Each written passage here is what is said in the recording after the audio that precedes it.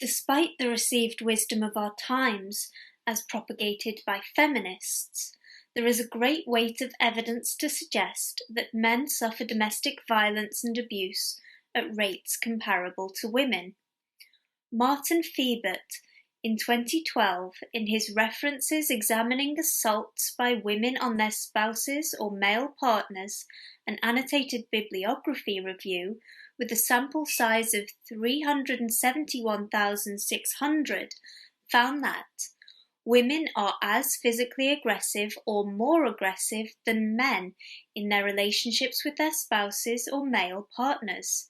End quote. And in the most comprehensive study of its kind ever completed, John Hamill et al., in the Partner Abuse State of Knowledge paper, found that men and women perpetrate physical and non-physical forms of abuse at comparable rates. Most domestic violence is mutual. Women are as controlling as men. Domestic violence by women and men is correlated with essentially the same risk factors, and male and female perpetrators are motivated by similar reasons. End quote. Numerically, 57% of inter-partner violence was bidirectional, the rest unidirectional, with 13.8% perpetrated by men against women and 28.3% perpetrated by women against men. It is, however, often claimed by feminists that women suffer more when they are victims of domestic abuse. This view is simply not supported by the scarcity of evidence that exists on men's experiences, but in what has been conducted, a very different pattern emerges. Liz Bates has published several papers on men's experiences of domestic abuse.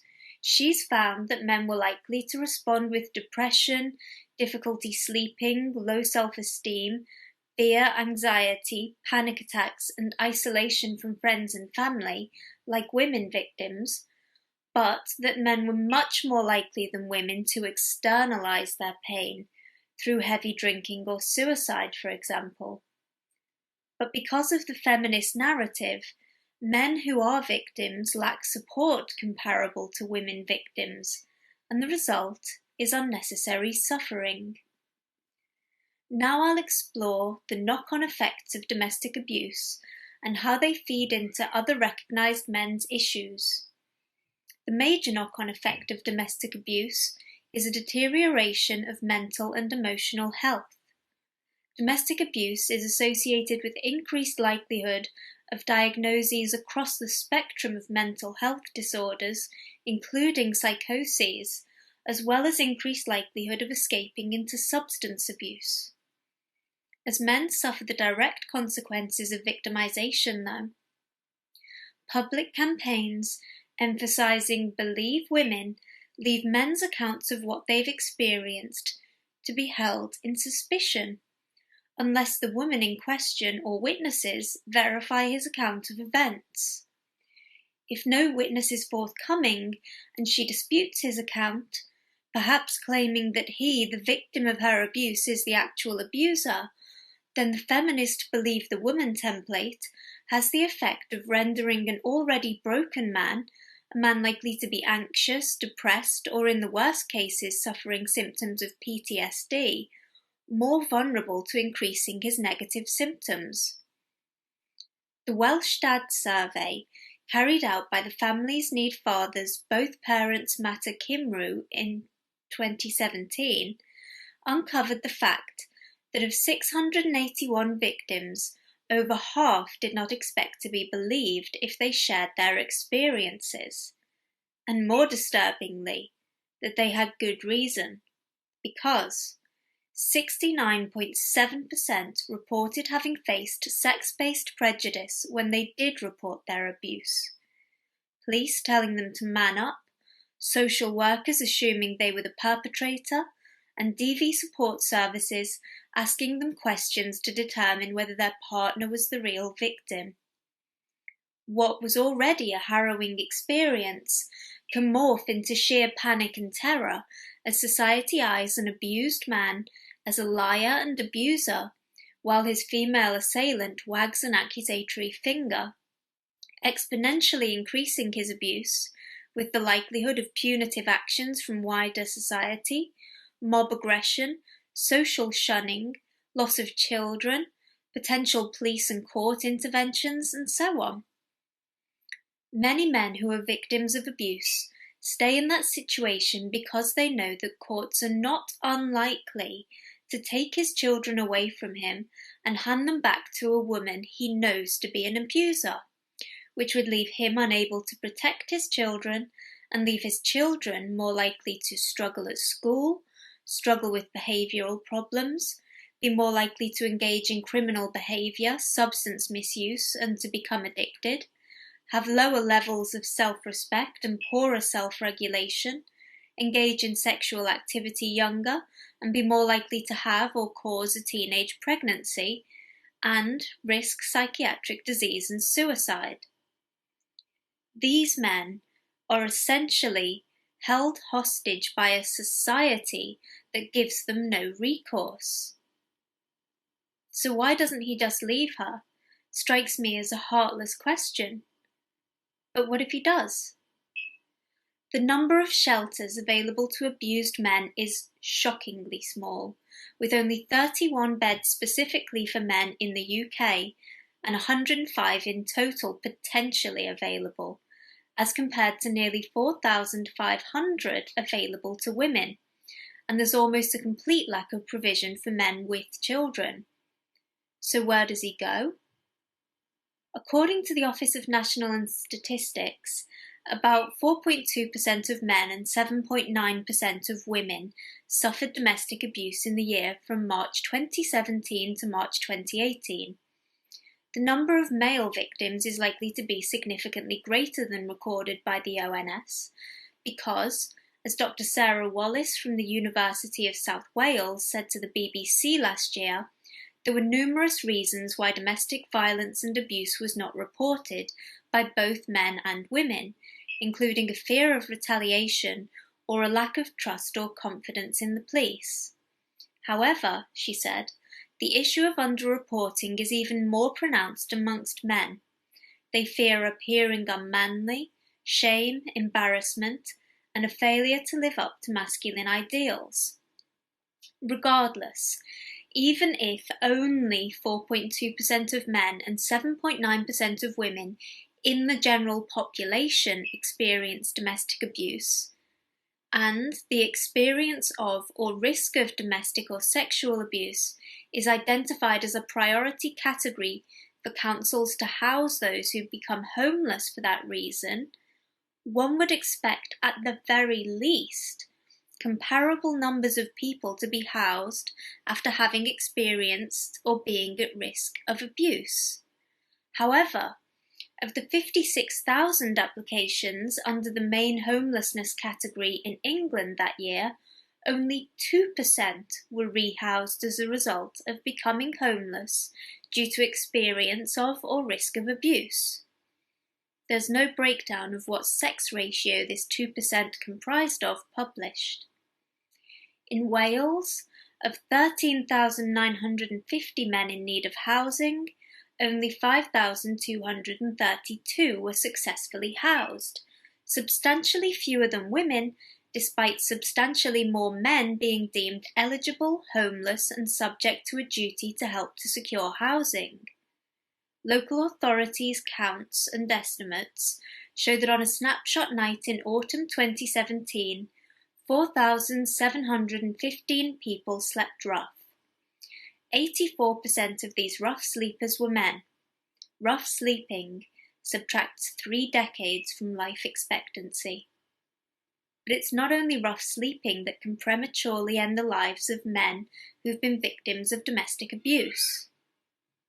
In Glenn Poole's 2017 book, You Can Stop Male Suicide, the author writes, UK government data suggests that male victims of domestic violence are 50% more likely to attempt suicide than female victims, while US researchers have found that men who were sexually abused in childhood are up to 11 times more likely to suicide. Another form of abuse that men are more prone to is false allegations of physical and sexual assault. A recent survey of 30 victims of false allegations, 24 men and 6 women, by the University of Oxford's Centre of Criminology found that over a quarter reported being suicidal. End quote. And William Collins writes in The Empathy Gap in 2019 that based on the observation that men in midlife are dependent primarily on female partners for emotional support, it is reasonable to expect that men would be particularly susceptible to psychological harm as a result of abuse by their female partner. This can only be exacerbated by the dearth of provision for male victims of domestic abuse, and further exacerbated by the disbelief and lack of sympathy which male victims face. End quote. Men account for 77% of UK suicides. The exact rate at which domestic abuse has played a role in pushing these victims over the edge is unknown, but with each death an avoidable tragedy, and with Richard Davis's 2009 finding that when domestic violence-related suicides are combined with domestic violence homicides, the total numbers of domestic violence-related deaths are higher for males than females, we should be doing all we can to support men who experience domestic abuse. We should be, but we're not. Nothing like all we can. Such is the state of affairs for vulnerable abused men. Advocates for male victims of domestic violence know the picture all too well and have known it for at least 100 years, as Ernest Belfort Bax reported in 1896, that it is a cheap thing, for example, in the case of a man and woman quarrelling in the street, to play out the stage role of the bold and gallant Englishman who won't see a woman maltreated and put upon, not he, and this, of course, without any inquiry into the merits of the quarrel, to swim with the stream, to make a pretence of boldness and bravery, when all the time you know you have the backing of conventional public opinion and mob force behind you, is the cheapest of mock heroics. End quote. Of course, these heroics on behalf of women who lie about being victims of domestic abuse when it is they who are the perpetrators of it, are still handed custody of children on this false pretense of victimhood, further torturing the father and a man who is the real victim. Again, Bax reported on this ruse over a century ago, when he stated, "As a matter of course, and without considering in the least the interests of the child or of society at large, pro-feminist magistrates hand over the custody and education of all the children to the litigant wife whenever she establishes an easy thing to do, a flimsy and often farcical case of technical cruelty. The victim husband has the privilege of maintaining the children as well as herself out of his property or earnings, and has the added consolation of knowing that they will be brought up to detest him." End quote. Indeed, parental alienation, recognized by the World Health Organization as a caregiver-child relationship problem in 2019, is one of the cruelest forms of abuse and predominantly affects fathers and their children. Programmed and poisoned against a decent father, children can become hostile, vitriolic, and abusive towards them, and are at risk of subsequently struggling with a raft of negative outcomes themselves as they grow and develop. From Bax's comments, we can see the long tradition of victim blaming and that it's well established. Historical sources confirm that domestic abuse has been a cause for concern in England since at least medieval times, but that while men who perpetrated abuse against their wives could be prosecuted or subject to mob justice, men who were victims of their wives were subjected to further punishment by their communities. Charivari or skimmington processions would parade through their locality. Neighbours would make a noisy and discordant serenade, hurl insults, and the victims were sometimes forced to ride backwards on a donkey, sometimes pelted, and often dunked at the finale of proceedings, or an effigy of them burnt. The word skimmington actually derives from a type of ladle intended for cheese making, with which an abusive wife might beat her husband. Male victims of domestic abuse were humiliated in this way right up until the 19th century. We may be more civilized now, but we haven't evolved fully out of this male victim-blaming proclivity, as we saw in the experiences of the 69.7% of victims who had experienced prejudice mentioned earlier.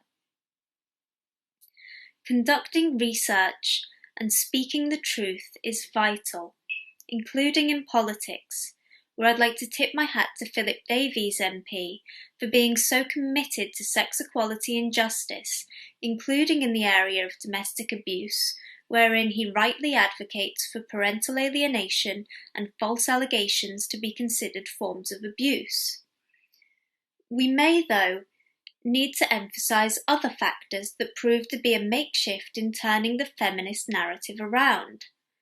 To that end, perhaps we could begin to tackle the wider cultural conventions of gynocentrism and chivalry, which have worked so well in preserving this tradition of injustice. We must build a new story, wherein real men are not only the protectors and providers, wherein they are fundamentally, intrinsically important in their own distinctive ways and worthy of support when they're vulnerable. We must build a new story wherein real women are not only passive victims and victims in waiting, but often active agents for good and sometimes evil. We must build a new story wherein real men and real women are equal, with equal rights, opportunities, choices, treatment, and responsibilities. And then we will be able to view the non-gendered issue of domestic abuse with clear eyes, to ensure justice is done and the innocent are protected, to approach the healing of men holistically, and then succeed in saving lives that presently we're throwing away.